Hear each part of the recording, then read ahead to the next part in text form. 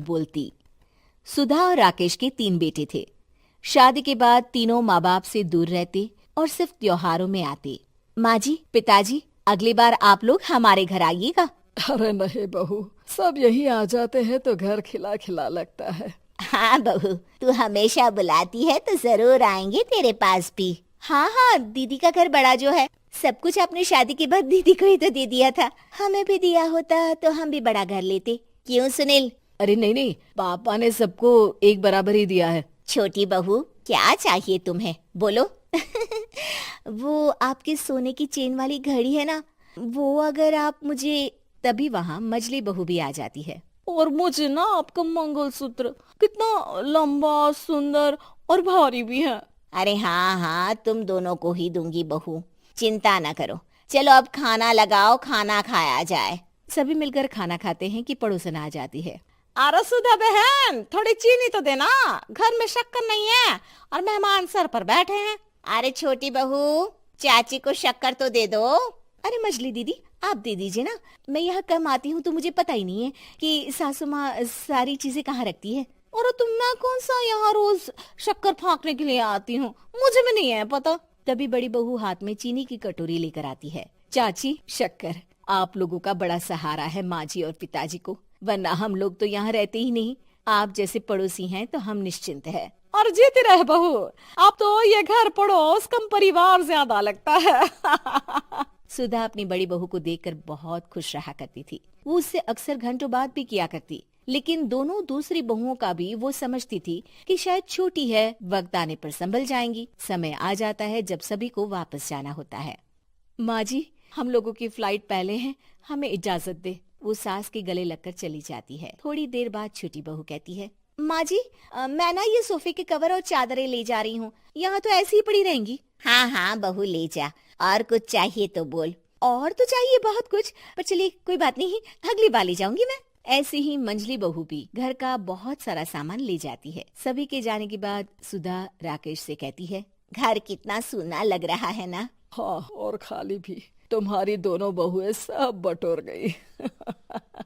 अरे ठीक है ना, हम दोनों ही तो हैं, कितना सामान लगेगा, फिर उन लोगों की नई गृहस्थी, इतना मत सोचा करे। समय बीतता है। ऐसे ही हर साल त्योहारों में सुधा और राकेश के बच्चों की बहू आते और जाते वक्त ढेर सारा सामान पैक कर कर ले जाती। लेकिन कुछ ही सालों में सुधा का देहांत हो जाता है।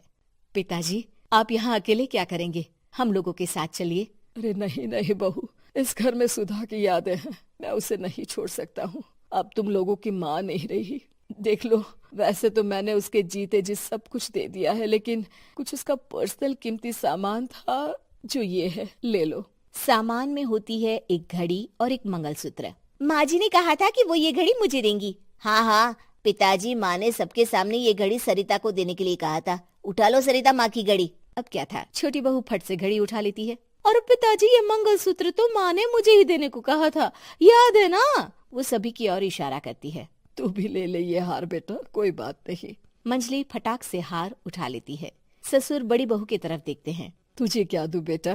पिताजी, माँ ने एक चीज मेरे लिए भी रखी है।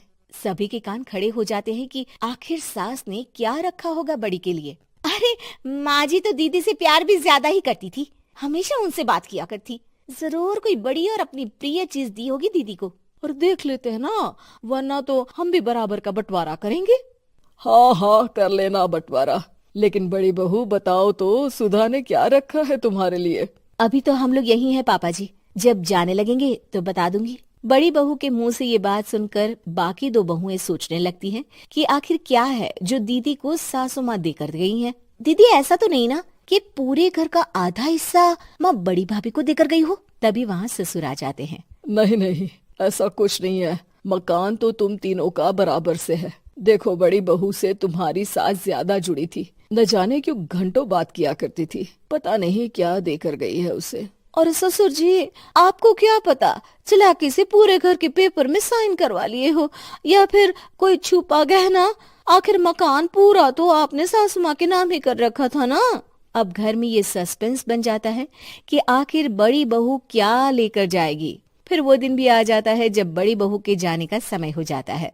बेटा, परसों तुम चली जाओगी, बताया नहीं माँ ने तुम्हें क्या दिया घड़ी और हार जो बेशकीमती था और तुम्हारी सास को सबसे ज्यादा प्रिय था, उसका तो बंटवारा भी हो चुका है। अब तुम्हारी बारी। हाँ पिताजी, आज मैं ये बात बताने ही वाली थी। माँ ने मुझे उससे भी बेशकीमती चीज दी है और वो है आप। आपसे अधिक प्रिय उन्हें कुछ नहीं था।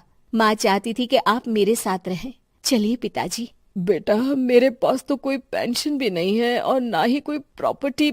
लेकिन आपके पास संस्कार है पिताजी, जो मेरे बच्चे आपसे लेंगे, तो आपको ले जाने पर स्वार्थ ही है मेरा। चलिए ना पापा। सभी के सामने पिताजी बड़ी बहू और बेटे के साथ उनके घर चले जाते।